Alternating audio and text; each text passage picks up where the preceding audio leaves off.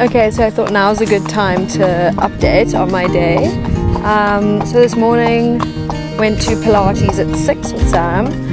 In the beginning of it, I was like, I'm gonna need to come back to the gym later as this is not enough. And then we did an ab circuit and I was like, okay, this is enough. I'm riding my horse and then I need to go to 3 more after this. And then I have German, extra German later. I'm currently walking to the next horse.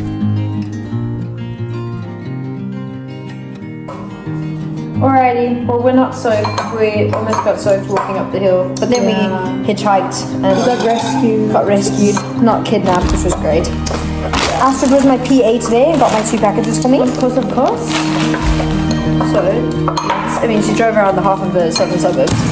This one is apparently going to make you soft. So obviously was super excited about it. Exactly. 1,000 points is something I don't have. Wait, this is the one you saw at the... Yeah, that was for $100. Yeah, ooh! It's almost like... Sit and then the...